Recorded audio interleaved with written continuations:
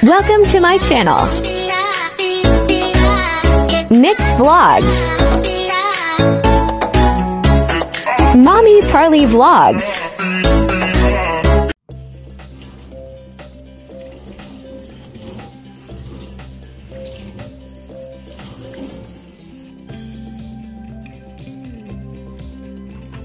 Ayan guys, ito lang yung ating ipanglilinis sa ating microwave. Ayan, para matanggal lang yung lansa. Ayan, ganito lang yun guys. And then, kukuskus na natin ito sa ating microwave. And guys, isang Scotch Brite, kaunting joy. And, ayan, makakalinis na tayo ng microwave sa pamamagitan nitong ating kus balungos ng Scotch Brite. Ayan guys, tara na. Guys, yung ating microwave, ating lilinisan guys. Dahil pag nag-iinit tayo ng ulam, ayan, sabog-sabog ang ating mga sauce na ulam. At ang ginawa ko guys ay kumuha ako ng Scotch Brite din, binasa ko siya. Tapos nilagyan ko ng sabon, pero hindi naman siya sobrang maraming sabon. At ayan guys, ikukuskus na natin dito ang ating Scotch Brite. Kasi kung hindi natin siya lilinisan guys, sobrang madumi and masisira agad yung ating microwave guys. Kaya kailangan nating ilinis itong mabuti para sa susunod nating gamit hindi siya amoy ulam. Ayan, di ba guys, madaling matanggal yung ating mga kalat na pinag-initan ng ulam. Ayan ang ating mga kalat na nakadikit na sa ating microwave. Mas madali siyang tanggalin guys sa pamamagitan ng Scotch Brite. Then hinugasan ko ulit yung Scotch Brite and then kuskus ulit natin dito. Ayan, ikukuskus ulit natin dito sa taas ng microwave. Ayan, ipapakita ko sa inyo yung dumi. Ayan, hanggang sa lahat ng part guys, ang daming dumi. Ayan, malapit na pumasok yung aking ulo sa paglilinis ng ating microwave guys. O diba guys, nakikita nyo ang ating nakikita nyo yung bilis ng paglilinis pag gamit natin ang Scotch Brite. And then, pa sa kabilang side, ayun, medyo nadaanan ko na. So, ayan, dito pa sa may isang gilid. And, sa taas na lang. Sa taas na lang siya, guys. Tingnan nyo yung niya, yung dumi niya, guys. Oh. Kitang-kita ang ayan. Hugasan ko dito nga yung Scotch Brite.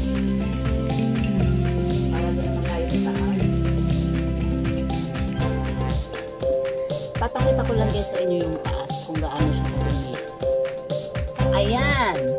Sobrang dumi guys yung taas. Hindi ko alam kung ilang araw na itong ginagamit. O diba guys, kita nyo kung gaano kadumi yung taas ng microwave natin. Ayan. So, dahil wala akong tagahawak ng camera guys, wait. Papakita ko sa inyo. Ayan. At ating kuskusin. Ayan ang ating paraan kung paano tayo maglinis ng microwave.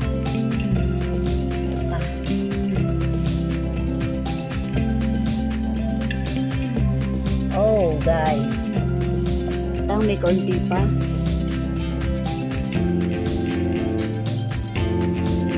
Ayan, ipakita ko ulit yung taas guys.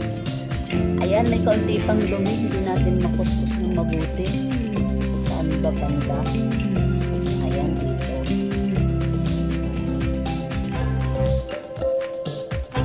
Pakita ko ng bonggang-bongga sa inyo guys para makita niyo yung kaibahan nung madumi at nung nalinis na natin. Kasi pag laging madumi ang ating microwave guys, madali din siyang kakalawangin. Madali din siyang masisira. Ayan. Tumitingala ako guys ba. Ayan, katulad nito oh. Ito oh. Ayan, kalawang yan dahil sa dumi. Kasi napapabayaan natin. Ayan oh. May dumi-dumi pa siya guys. Ayan, wait lang guys.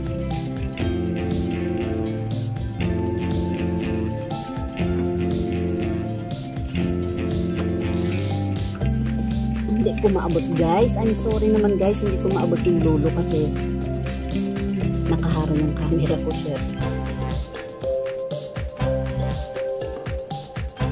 kasi sayang ang gamit pag napapabayaan ka. Kasi guys, ang hirap na bumili ng gamit ngayon. Mahal na, tapos mahirap ka na makakempo ng matibay. Kasi ngayon, hindi ko alam bakit yung mga gamit ngayon para mga disposable na lang. Like TV, diba? Yung mga TV na na mga flat TV, para mga disposable na lang. Electric fan, basta yung mga gamit ngayon guys, hindi katulad ng unang panahon. Matitibay, tumatagal yung mga gamit sa atin. Pero ngayon guys, parang mga disposable na lang. Ayan guys, medyo malinis na yung loob.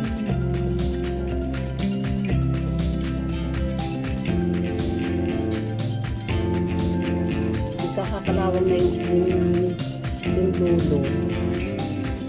Ayun, may kalawang na dito sa dulo. Kasi napapabayaan ko ng yung mga ulam natin na iniinit. Tapos pupunasan natin ito mamaya din ng ng tuyong tela.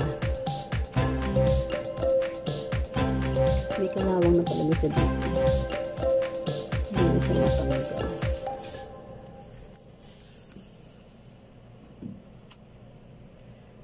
Ayan, ipakita ko nga guys sa inyo kung hindi na siya matanggal kasi kalawang na siya. Kalawang na yung nasa taas guys. Hindi na pala siya dumi. Ano siya ngayon? Isang kuskus na lang guys. At ito ay na. Final na. Linisan din natin ito kasi ayan kasi natatalsikan din siya.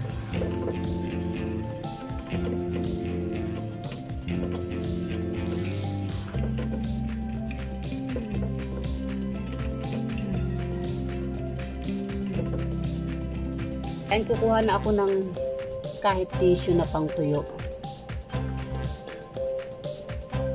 Tuyo natin kasi yung ating Scotch Brite bag, nilagyan natin ng kaunting sabon lang yun guys, kaunting doy para matanggal yung lansa, para hindi talaga siya amoy ulam. Tapos binanlawan din natin siya sa pamamagitan ng Scotch Brite. And then ayan, tutuyuin na lang natin siya sa pamamagitan naman ng tissue para yung ating gamit guys ay tumagal. Gawin natin ito sa ating gamit kasi may hindi nyo iniingatan. Ayan, yung taas na lang guys.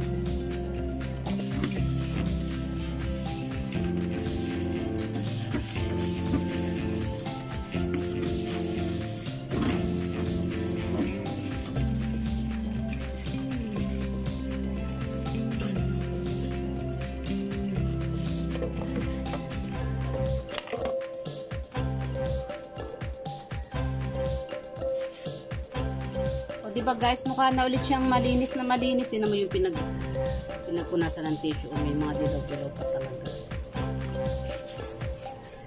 So, ibig sabihin may dumi pa siya.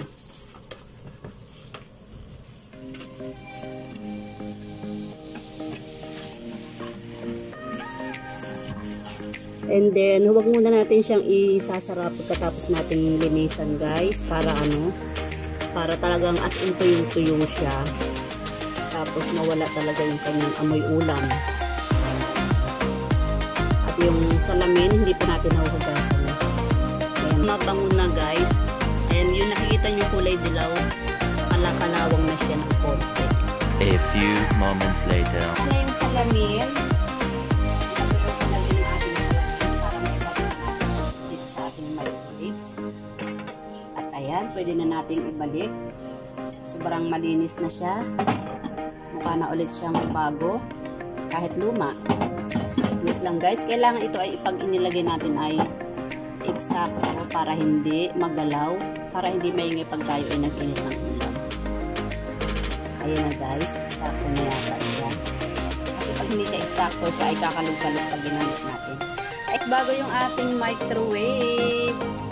O diba guys, kung tayo ay may pag-iingat sa ating gamit, ito ay ating makakasama habang buhay. Charles! Hindi naman guys habang buhay. Matagal natin siya makakasama guys pag ito ay ating iningatan dahil nasa